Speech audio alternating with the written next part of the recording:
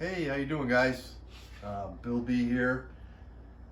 We're in the Blythe homestead, and I was going over some old stuff. You know, because of work, I pull out some old stuff to kind of do some research.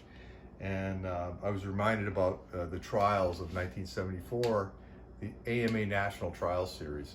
So, hand me the camera, Jill, and I'll explain what I'm talking about here. Thank you. Um, Yeah, I found a trophy from the 1974 National Trial Series, and it's from Cripple Creek, Colorado in 1974, Rocky Mountain Trials Association. They gave these out as Finishers Award.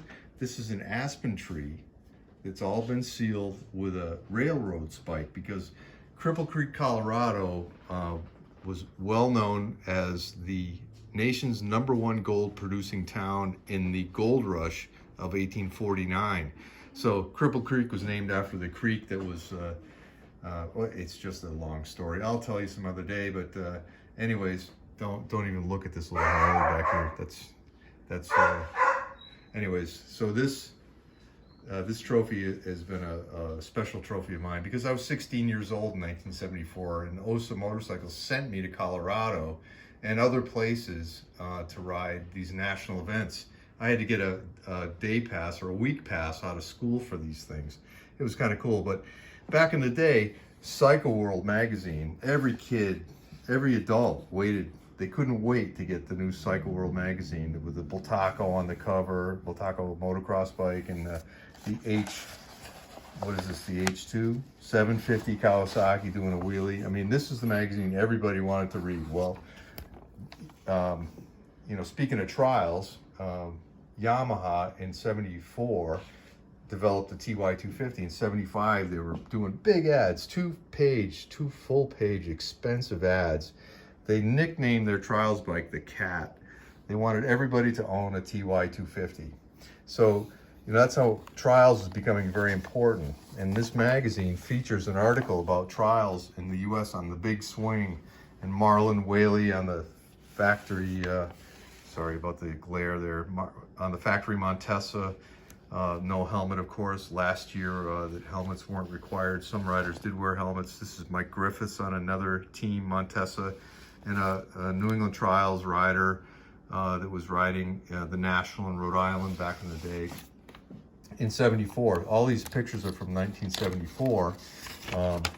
So during the Nationals, there were some really cool events that year. I rode, I think, a total of 6 of them that year.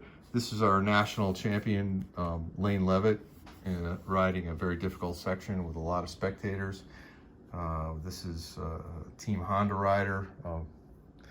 Can't recall his name at the moment. And luckily, unfortunately, that's me in Colorado in Cripple Creek riding the National there on my Team OSA Trials bike from Yankee Motors in Schenectady, crowning a 10-foot high stone wall that everybody was scared to shit of, myself included, at altitude. Anyways, so this is a great series for me. I was sent off by Yankee Motors to do this deed here with an expense account as a 16-year-old.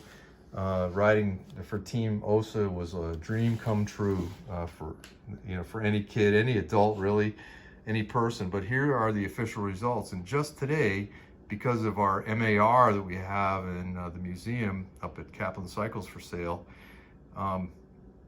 I was doing a little bit of research and looked back at this results here, and from #1 to number 25.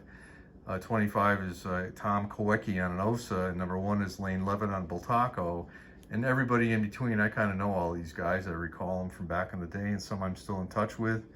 But here in number 18 is Blythe on OSA, and if you notice, it's the top OSA. I just noticed this today. #1 OSA in all of the USA in trials, and that's the 1974 AMA National Trials results.